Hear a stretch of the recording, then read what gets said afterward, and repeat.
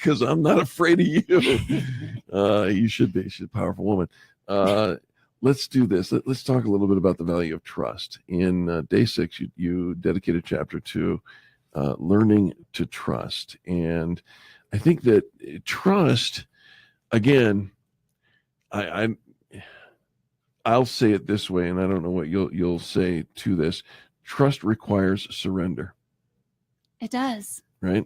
Absolutely. To trust somebody else requires you to surrender the control that you have and attribute or assign it to someone else. And to believe that the person that we're attributing it to has our best interests in mind. I understand that when it comes to trusting the Lord. But you haven't met my neighbors. You don't know my ex-wife. You don't know the people that have hurt me. You and I have similar stories in both our marriages and our divorce. How do we trust? How do we translate the trust that Christ had for the process that he went through, and how do we translate that to the people that we interact with on a daily basis?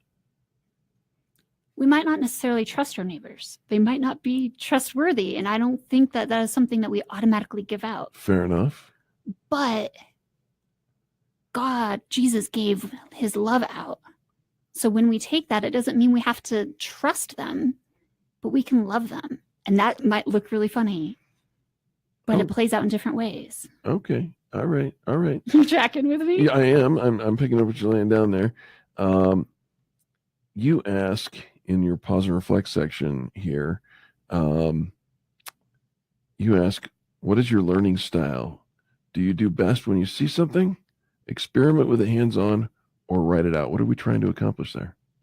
Well, part of the story, I used my daughter in that story, which is ironic because she apparently read that story last night or a couple days ago. And she goes, Mom, that is so not true. Mom? Yes, Mom. She adamantly declares that day, what is it, 6? 6, yeah. Is nothing but a lie. Oh, all right. Well, right. So you heard it here, folks, first. Day 6 of this book is, according to Michaela, a complete fabrication. Right. But all the other days, okay. Yes. All right. And so she told me that's completely not true. And of course, here I am with like limited memory. And I said, no, I can tell you exactly where I was standing. We were at the rental house and I was in this part of the yard. Okay. Do you know how many arguments I've lost with that kind of detail? Shoot, it was supposed to help. No, I know, but you're arguing with a woman, a little woman, right? But a woman in the making. Oh boy. Yeah. I knew I was going to lose. I was standing here. I remember this. I could smell the food. I could do anything like that. Yeah. Well, I wasn't there. Yeah.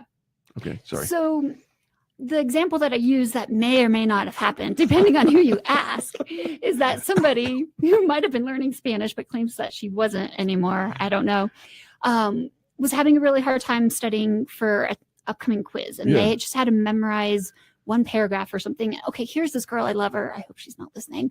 She can't spell. I hope she is, because it means she's proud of her mama. Yeah, that means she's not. I love her, but yeah, she's busy doing homework. She's very studious, which is the whole point in this story, actually. So her English, she speaks well, but her spelling is not so magnificent. In Spanish? No, well, in English, it's not so great. And then she had to write this whole paragraph in Spanish, and it had to be spelled perfectly. And she's like, Mom, there's no way. She can't spell in English. So she's like, how am I going to do it in Spanish? And she can't memorize the words. And so I'm in the backyard pulling weeds, and she's kind of mad because she wants me to sit at the table. I'm bilingual, or at least I had been back in the day. Yeah, right. So she wants me to sit there and do this with her. And I'm like, no, okay, tell me your name. Say it in Spanish. What's your name? She's like, Mom, you don't understand. I have to memorize this whole paragraph. Yeah, I know. Just bear with me. Mom, you don't understand. Oh, if I had a nickel. Yeah. And I finally said, okay, I need you to trust me. You could hear it drop. I said, do you believe me when I say that I have tutored lots of students? I've tutored them in chemistry. I've tutored them in Spanish. I've tutored lots of subjects. Do you also trust me when I tell you that I'm your mom and I've worked with you for years and I know how you learn? Will you trust me long enough that as we go through this, I will be helping you? You don't think that I am, but will you trust me? Yeah.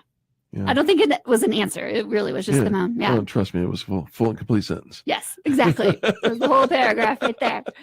So I kept pulling weeds and I said, okay, tell me again. How do you say my name is Michaela? Me llamo Michaela. Okay. Michaela, how many brothers do you have?